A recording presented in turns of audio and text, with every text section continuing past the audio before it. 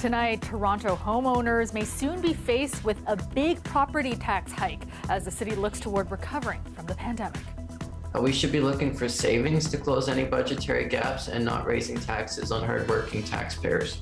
The city tabling its latest budget today, proposing the largest property tax increase in a decade. Plus, I miss my brother. He was a very lovely person. A heartbroken family pleading for answers and justice. Almost a month after a Markham man was killed in a hit and run. The driver responsible still not caught. And we need a plan. We need clarity. Ontario's top doctor, though, saying today it's still too early to determine whether businesses can reopen by January 26. What health officials are keeping an eye on as we inch closer to that date.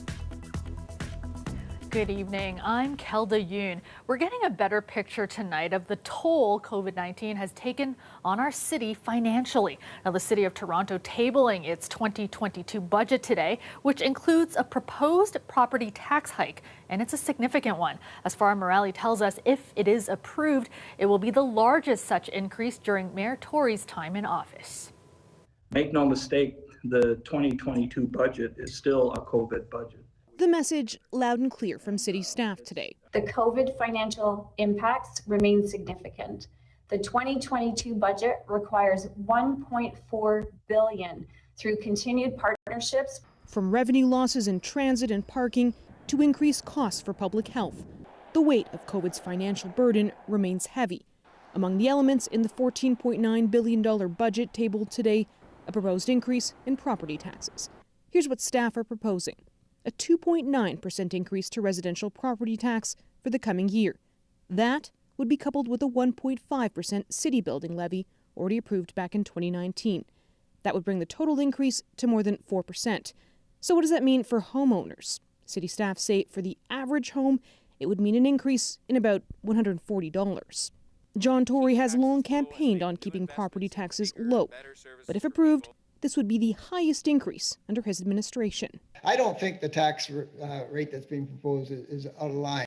But some experts say considering we're at record levels of inflation, the increase isn't that high. 2.9%, putting it in context of a 4% plus inflation rate, is not very much. Okay, because the city's going to face increased wages, increased costs. We talked about COVID, but just other things. But not everyone agrees. Well, it's certainly fine for the city to say that they're facing inflation with certain costs, but so are hardworking taxpayers. We know that over 50% of households here in Canada say that they're less than $200 from not being able to pay their bills. So a 4.4% property tax hike could make the difference for thousands and thousands of people. On the tax front, some good news, though, for new small businesses. The proposed budget includes a 15% property tax rate reduction for them. As for that $1.4 billion hole in the budget, city officials are looking for help from other levels of government. Public consultations on the budget are slated to begin later this month. It'll go before council in February. Farah Morali, CBC News, Toronto. The search continues tonight for a woman abducted from a Wasaga Beach home. We can't speculate on why this happened. Our goal is to ensure Elnaz is safe and to bring her home. Police say Elnaz Haj Tamiri, who also goes by the surname Tamiri, was abducted following a home invasion. Officers were called to a residence in Wasaga Beach last night. Investigators were told the 37-year-old woman was taken by 3 men. Haj Tamiri is described as 5'3", with a slim build and shoulder-length black hair. Police say the suspects were driving a white SUV. They are believed to be armed and dangerous. It's been a heart-wrenching month for a family of a Markham man who was killed in a hit-and-run right before Christmas. Almost 4 weeks later, police are still searching for the driver responsible as the family pleads for answers and justice. Del Manukduk has more. I don't know how to say. I miss my brother. He was a very lovely person. Family of Suresh Tharmakulasingam gathered, fighting back tears talking about their loved one. He was taken off life support on December 24th after getting struck in a hit and run on December 17th. He was always there for my birthdays. He was always there whenever I was sad and always brought me back up. And he always made me happy. Ariz Manath Kumar is his 12-year-old nephew and had a message for the driver who fled. I know you probably panicked, but you deserve whatever jail sentence you will get. Dharma Kulasingham was crossing Dundas Street East near Dixie Road towards a gas station when he was hit. The driver did not remain on scene, try to provide aid, or call anyone. This vehicle should have sustained front-end damage as a result of this collision. The investigators are encouraging the driver of this vehicle to contact a lawyer and turn himself into police. Police have confirmed the suspect vehicle is a 2008 to 2012 black Ford Escape. The 35-year-old Dharma Kulasingham came to Canada in 2010 and was a truck driver. He was married just a few months ago. His wife is in Sri Lanka. That's where his brother-in-law was when the accident happened. He is a very nice person. My family, everybody love him. And also he has lots of friends. Police do not believe that speed was a factor in the collision. Anyone with information is being asked to contact investigators. Our goal is to bring closure to Suresh's family that they rightfully deserve. Dale Manukduk, CBC News, Mississauga. Many business owners and their employees are expecting, or at least hoping, the current pandemic restrictions will begin easing later this month. But today, the province's top doctor says it's still too early to tell. Dr. Kieran Moore did say, though, we could have a clearer picture next week. All this uncertainty is leaving many in the business community feeling frustrated. Chris Glover has the latest. Full port of bra. Like countless businesses across Ontario, on January 5th, Mississauga's once bustling Ken Dance Academy was swept up in new COVID restrictions and forced to close. It's heartbreaking. It's all devastatingly heartbreaking for the kids. The provincial government said sweeping restrictions to combat Omicron's wave would be in place until at least January 26th. That's less than 2 weeks away, and businesses want to know now if they should be preparing to reopen. You could use the excuse of, well, we're not sure, there isn't a playbook. Early in the pandemic, I think that there is less patience and less justification 2 years into this. We need a plan. We need clarity. Recent COVID data is encouraging. Even though day after day records have been set for COVID hospitalizations, the rate continues to slow this week. And the scientific director of Ontario's COVID advisory table thinks we're on track to see Omicron's hospitalization peak next Tuesday. That would be on the earliest end of projections. We will only see it really next week, whether I'm being too optimistic or not, but fingers crossed that not. 5 fewer COVID patients are in Ontario's ICUs today, down to 500 people. But despite the good direction, Dr. Peter Uni cautions against lifting restrictions too early. If we're too early, basically, this actually could backfire big time. I'm looking for a plateau and a peak, and then we want to slowly and cautiously remove public health measures. So that Ontario's chief medical officer is also eyeing early next week for a possible peak, but won't commit to easing restrictions this month. As soon as we have clarity, we want to inform the business community. So I can't guarantee the 26th. So when you hear that from the chief medical officer, what do you think? Firstly, I cry. Cover your mouth right. That uncertainty continues to devastate. Lori Hall's dance studio was forced to close from November 2020 until July 2021. I'm just really worried about where those kids are going to go and where their headspace is going to be come February when they don't have their activities. And I don't know how many businesses won't make it.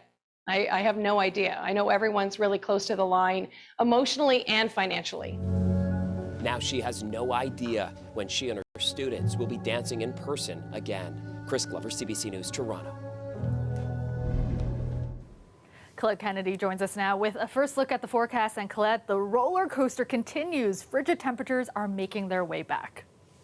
Thanks, Kelda. Boy, we've got a lot of changes coming in our weather. In the short term, it's the cold air. A little bit longer, but just at the end of the weekend into Monday, we're talking about a significant storm coming in. Let's just deal, first of all, with what's happening in the short term. So we're looking at that extreme cold warning. Those have been to the north, but those will be sinking southward back towards the GTA as that colder air moves in, especially Friday night into Saturday morning.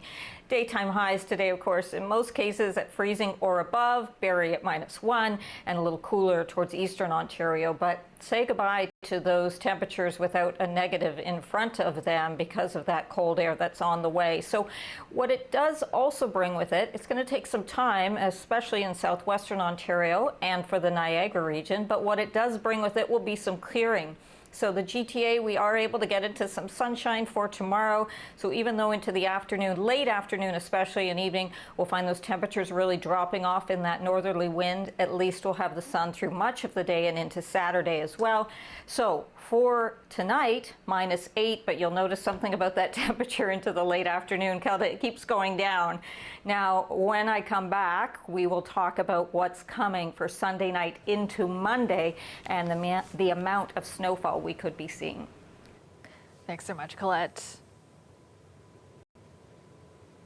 Ports Toronto is proposing adding nearly 24 extra slots at Billy Bishop Airport for more flights to depart and land. It held a community meeting this evening to discuss its plan, but as Dahlia Ashry reports, many residents in the area already frustrated by the current noise are sounding the alarm. Though travel has been greatly impacted by the pandemic, there's still quite a bit of activity at Billy Bishop Airport. Right now, there are 202 slots at the island's airports. Ports Toronto is proposing an additional 22 slots by the summer, 11 extra planes departing the airports, and 11 more planes landing. It's all part of the airport's managed growth master plan. Some nearby residents shocked by the proposition. I was really taken aback to see that there is going to be an increase without us knowing the results of studies like the noise study that's underway and the air quality study. Joan Prowse is a member of the Bathurst Quay Neighbourhood Association. Ports Toronto's plan also shows a 20-slot increase on Saturday from 109 to 129. That's also something that you put in writing that you're not going to do. The City of Toronto has asked you to also, they appreciated that you put that in. But so at the very least, can we not have that slot increase on the weekend? Ports Toronto says the extra planes would still put them within acceptable noise levels under Transport Canada rules. Norm DiPasquale is the chair of No Jets TO. The group's goal is to safeguard the waterfront from jets. He says noise pollution isn't the only concern. The airport does emit emissions. The more sort of traffic and the more flights that we have out of there, the more pollution. Impacts the local residents. Ports Toronto says it works closely with Toronto Public Health. Toronto Public Health found that there are no health concerns as a result of the airport's operations and that the air pollution levels in the surrounding area are below provincial standards. DiPasquale would like to see the group's concerns be more seriously addressed. For the airport to continue to be, stay in close consultation with local residents and make sure that they are addressing their concerns, and just I would say think carefully about their impact both in the neighborhood and to the climate. The next public meeting is on January 27th, when the University of Toronto's air quality study team will reveal preliminary results of testing done at apartments in the neighborhood. Dahlia Ashry, CBC News, Toronto. Welcome back. At just 15 years old, Toronto teen Aisha Boubacar has published her first children's book, inspired during the pandemic. The grade 10 student wrote and illustrated the book Crowned in Curls, with hopes of helping young Black kids to embrace their natural Afro-textured hair, something she learned to do during the lockdown. I sat down with her to find out more. It took a long time to love this crown of mine. When I was 8, I wished it was straight. So Aisha, tell me about your book, Crowned in Curls. What is it about? So Crowned in Curls is a story about self-love and acceptance as a Black girl with your natural hair. In the book, the character Imani, a young Black girl, learns to embrace her natural Afro-textured hair and overcome her insecurities about it, a journey Boubacar understands well. Wherever I would go, people would stare. They didn't seem to like my hair. My relationship with my hair growing up was really It wasn't the best because I didn't have a lot of representation, and like I didn't really see people that looked like me wearing their natural hair out, and also I was in an environment with people that didn't necessarily look like me as well. So it was really hard for me to accept it because it wasn't normalized at the time. And so I struggled with loving it. I struggled with appreciating it. And it was during the pandemic that I grew to love it. Because of the pandemic and I had nowhere else to like go to do my hair, I was forced to deal with it in its natural state. So I decided to embrace it because I was tired of hating it for so long. I didn't want to grow into my adolescence without appreciating myself as I am naturally. And so I decided to write this book as I was going on my journey to love my natural hair, with the hope of helping other Black girls do the same. The book is written and digitally illustrated by Boubacar, a process that took about 11 months. She partnered with Montreal publisher Paper Dog Press to release it. A bookstore at York University recently began selling copies of it, as well as several bookshops in Montreal. Why do you think it's so important for young readers to see diverse characters like Imani? I think it's really important because it's just a part of the process of normalizing difference in society, in particular natural Afro-textured hair, because when I was growing up I didn't see many books that represented natural hair. So I think it's really important that young Black girls and people in general see diversity in terms of like the characters in books and stuff and the way that books are illustrated, like children's books, so that people can grow to accept difference. I want Black girls to understand that their hair is beautiful and that they don't have to adhere to Caucasian beauty standards in order to feel beautiful. Be proud. It's curly and twirly and surely you will be happy with lots of love from my crown to yours. Keep crowning, sweet doves. And Boubacar is hoping to get Crowned in Curls into more bookstores here in Toronto. In the meantime, it is available for purchase online at paperdogpress.com. And you're looking at a live shot of the Toronto skyline. Partly cloudy tonight. Currently temperatures sitting at the freezing mark, but that is changing quickly as the cold air moves in. Let's go back to Colette now. And Colette, a lot of changes coming. First the cold, then some snow, just in time for back to school. Okay, Kelda, so we do have a lot to talk about. First of all, we can kind of recap what's going to be happening as we head into the weekend, which is that colder air that's going to be coming back if we look at our weather headlines here. But it's as we come out of the weekend, things get pretty significant. In the short term, we'll get some sunshine back, although it will be sluggish. Those clouds will hang in there for southwestern Ontario, Windsor to Sarnia, and even Chatham, Kent, and for the Niagara region. But still, sun will begin to move back in. But then Sunday night into Monday, looks like some significant snow. Right now, Windsor, you're really on the line where it could just be a trace. I'll show you kind of the timing of this and where the heavier amounts will be, but just kind of watch as I roll this forward. So we get some of that clearing and the temperature falling off with the northerly wind on Friday night, so that Saturday the temperatures bottom out and wind chills will make it feel like -30.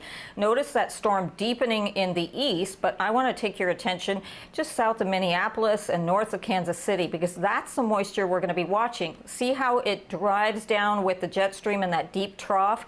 You'd think it was leaving us. It is not. In fact, it will be intensifying, riding the jet stream as kind of that steering current of how storms develop and then move, and picking up moisture. Then we'll watch this start to track back up the east coast. As it does, it throws back snowfall because it's meeting that very cold air plus that moisture. Heaviest amounts, it does look like. Now, this is still a few days away, but we'd be seeing those into the GTA, city, and then eastward. So some of those areas could be looking at over 10 centimeters, 10 to 20. Further east, it's more significant than that. And you see Windsor, how you're kind of just on the line and may just get a trace, but I'll keep watching the tracking of that system as it gets closer. Tonight, feeling like -11 in Windsor, -4 for tomorrow afternoon with that northeasterly breeze and keeping a lot of that cloud cover. And for the GTA, a wind chill of -15, quite a difference from today where we had temperatures above freezing And then tomorrow afternoon, that temperature keeps dropping off. Look at Saturday morning. You see it there at the bottom of Friday, minus 21. But I do want to remind you that it's going to feel like minus 30. Kelda, the one thing I can say about that snowfall coming as we go Sunday into Monday is it will bring the temperatures up, but I know it's also a lot of kids supposed to be heading back to school, so we'll be watching that really carefully. Yeah, definitely. Thanks so much,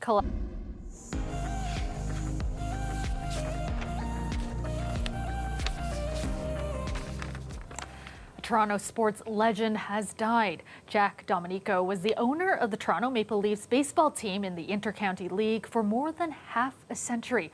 According to the team's website, Domenico passed away on Tuesday. Greg Ross has more on the incredible legacy he leaves behind.